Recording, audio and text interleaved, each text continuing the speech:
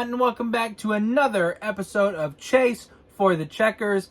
I'm your host, Matty NASCAR, and I just want to start off by saying last week at Las Vegas was great, fantastic. We added another checkered flag. That makes 3 in a row with Denny Hamlin. We also had a couple top 10s. We had our prop bets. Let me find it. How about we just do a quick little Las Vegas review, and I can tell you how we did here. We had Denny Hamlin to win, obviously. That's how we got that third one. We had the most laps led over 123.5.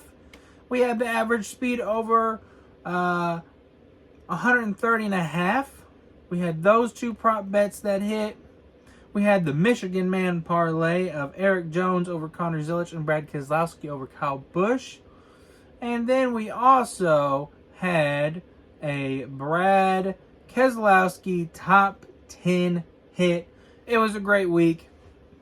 Hopefully you tailed with me and you got to benefit from it as well. Would love to know if you did. But that was last week. We're on to this week. We are on to Darlington, the lady in black, as they like to say. People are saying that this race has potential to be crazy. I'm hearing 4-second fall off on the tires. Everybody just about in the NASCAR industry is saying that it's going to be like that. It's going to be a wild race. I'm looking forward to it. I'm very into the March Madness. Love the college basketball, but I'm going to have my eyes glued to this race at Darlington. Not doing a whole lot of throwbacks, but they're going to have a lot of, I guess, the old drivers there and stuff, which honestly I'm for. I don't mind the throwback thing. If you do it, great. If you don't, but I'm not into the conflict and griping about things to begin with. So there's going to be a couple. It'll be cool to see the Greg Biffle schemes. I know we'll have a lot of those, and I saw a couple other ones. The Carson Hocevar one looks pretty nice. But anyways, that's not what we're here for. We're here to talk some bets for Darlington, and I've got a pretty full card for us. So let's jump in. I'm trying to keep these videos a little bit shorter than what the last one was. So let's move right along. I am going to start with top 10s. Now, I've got a handful. I've only got 2 top 10s that I'm actually taking, but I do want to say Bubba Wallace at plus 120, Ty Gibbs at plus 165, and Brad Keselowski at plus 190. I like all of those for a top 10, but those 3 guys are going to be mentioned later in this video because I found them with different bets where I kind of like those odds a little bit more. So instead of doing 2 guys on one card for different things where I could lose multiple things with one guy having a bad race, I don't like doing that. So I do like those as top 10s, but I'm not taking those because I'm taking them somewhere else. So you can kind of weigh those options if you want. But the 2 guys that I am taking for a top 10, going back to the well, going Austin Cindric plus 300. I have that on DraftKings. I really like Austin here. We had him last week, and he was oh so close, but he got caught up with that late caution where him and Blaney had both just pit, and kind of they got stuck a lap back, and they had to do the wave round, all that stuff. So it looked like it was on track, but then unfortunate turn of events. But he's in the same situation. Needs a good run. He's been good here. He has a 17.5 average finish, which isn't great. But in the last 3 races, he's been 13th, 11th, and 12th. And that kind of shows, I think it was last week as well, where he was trending in the right direction. And it seems like he's trending like that here as well. So I like Cindric to be in an area to be running for a top 10. The other guy that I like, and this guy's going to be fun to look at these odds throughout the year, that's Zane Smith. Zane Smith for a top 10 is plus 500 on DraftKings. Zane is one of those guys who just seems to get more out of his equipment than what he probably should. He's very, very talented. And because of that, he finds himself in that 12th to like 19th place spot, where he's running. But sometimes he will break that 12 to 19 and he gets into the top 10. We've seen it a handful of times. And at plus 500 for a guy who has, in the last 2 races, got a 12th and a 13th place finish. So just right there, not quite a top 10, but right there. I like him. I think that's a really good value at plus 500 for that. And even with the tire wear that they're talking about, I think Zane can still get it done. So those are my 2 top 10s that I'm taking, for sure, already on the card. But those other ones, I don't hate them. I would take them if I wasn't already taking them somewhere else. So, but let's move on. Props. This is where you're going to start seeing some of those drivers come up. So Ty Gibbs I have as the Group D winner on DraftKings at plus 230. Gibbs is going against Eric Jones, Carson Hocevar, and Kyle Busch in this group. Gibbs has put together a couple top 5 runs here lately. He's been running very well. Gibbs overall, like Joe Gibbs Racing overall, has been doing well. Obviously, Denny Hamlin won last week. Seabell has ran well. Chase Briscoe keeps shooting himself in the foot, but has had speed. And Gibbs has also had speed, and he's shown it with his finishing positions. So he's going against Eric Jones, who's a previous winner. He's going against Kyle Busch, a 2-time champion, and who's done really well at Darlington, and Carson Hocevar, who is up and coming and just seems to be getting better and better.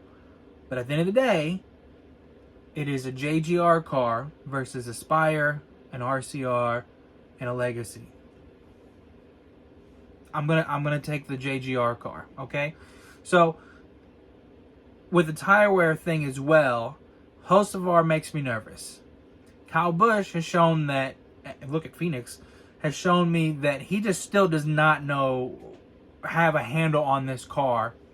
And the way that they've been running is not been good. Even with the stats that he has at Darlington, I just don't trust him. So Eric Jones is the one who makes me the most nervous. But if you look at the speed just this year, I mean, Ty Gibbs is hands down been the better car. So I like Ty Gibbs at plus 230. That's where it seemed, I like that bet a little bit more than the top 10. He's just got to beat 3 guys. Doesn't even have to be in the top 10. And you get a little bit more juice on that price. So I like that one personally.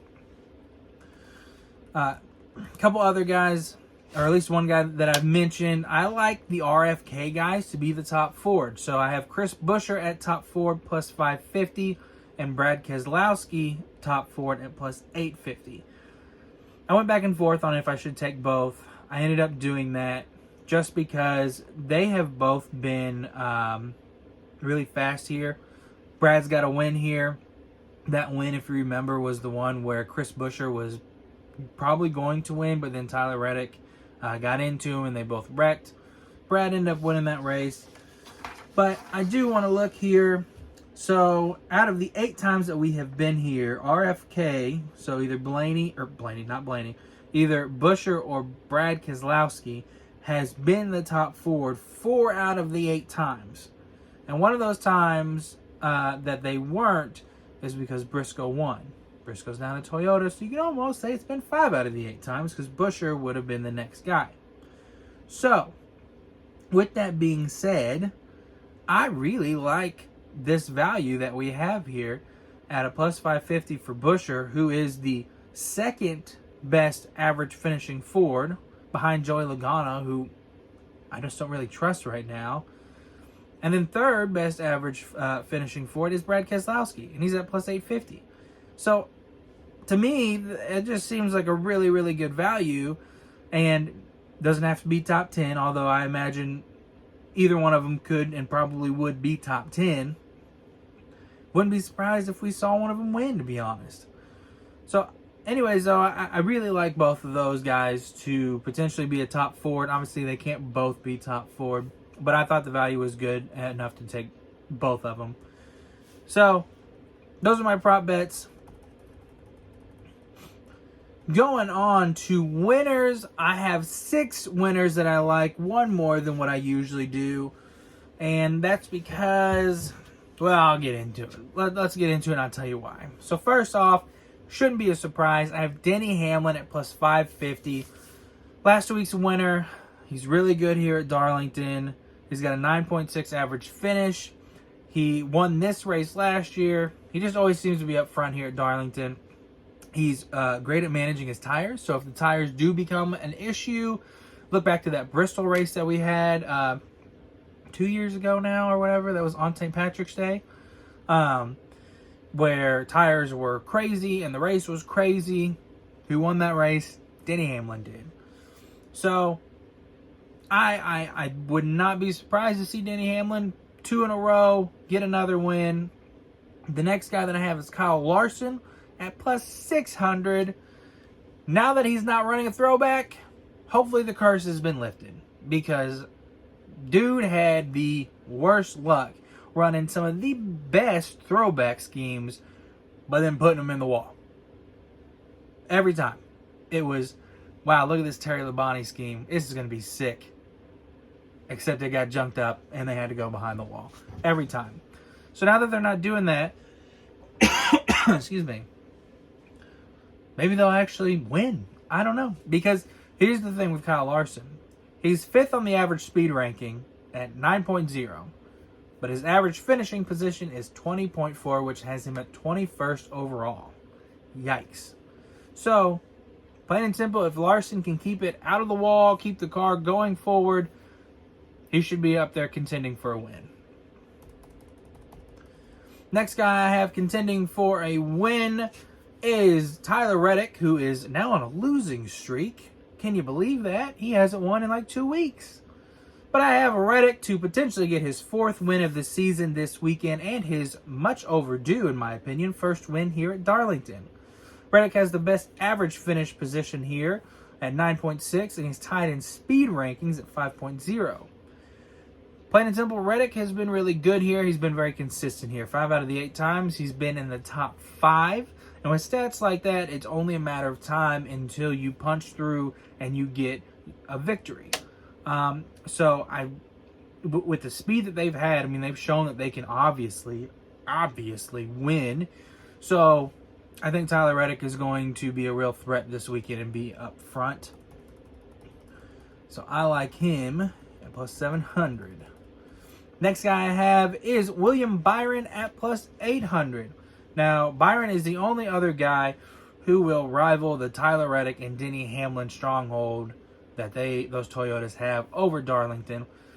He is a past winner here. He's tied with Reddick for the fastest speed ranking, 3rd best average finish at 10.0, and in 2 of his last 3 races, he is also in 2 of his last 3 races, he has had some not great finishes. So a lot of his success came early on in the next gen era.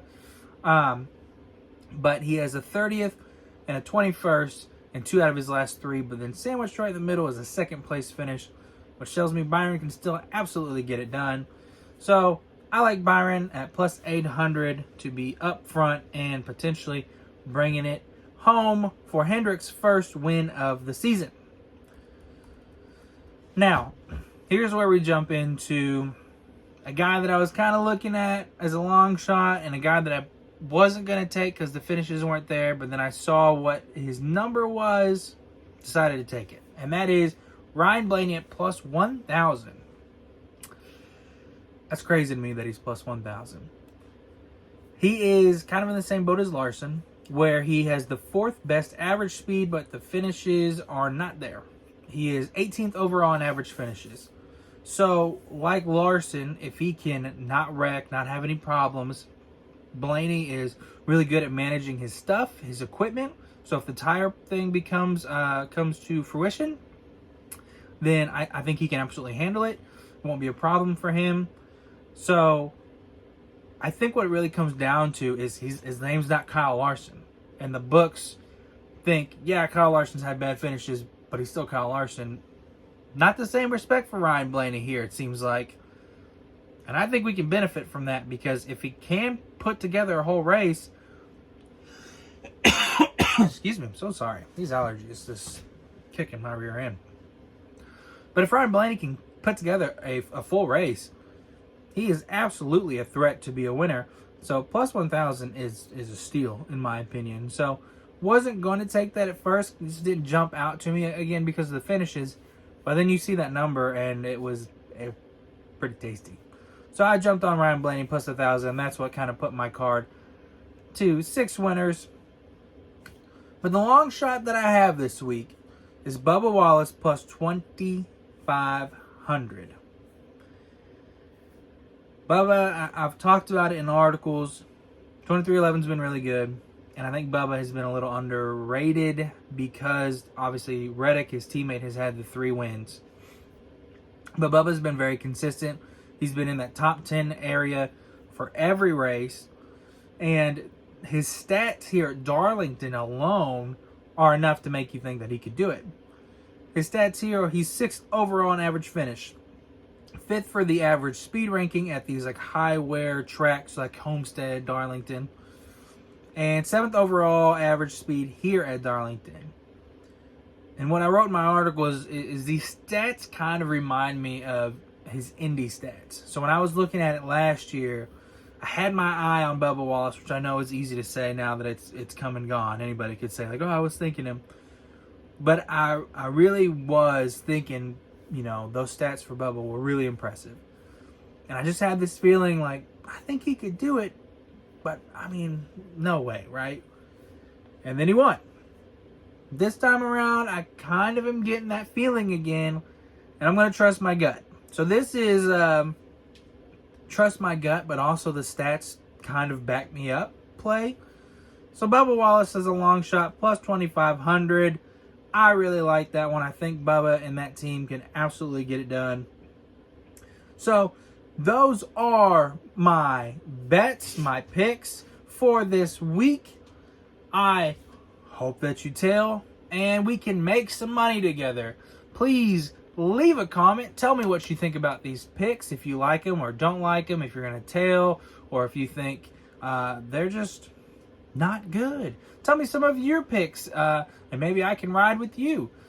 And if you haven't already, please like, subscribe, share. That would mean a lot. Always love seeing that stuff. It really just shows that what I'm doing to take my time to do this is not for nothing. So please like, share, subscribe, all of that stuff. Follow me on Twitter. I will tweet a lot during the race on my Matty NASCAR page. The Chase for Checkers is really just to get this information out of the show itself. So give me a follow on both if you haven't. And without anything else to say about the race, enjoy your March Madness. Hope you make some money to bet on the better sport, NASCAR, with your March Madness plays. And I hope you get to just sit on your butt and watch the basketball, because, buddy, that's what I'm going to be doing. So, enjoy your days, and we'll see you here Sunday for the post-race take show. I'm out.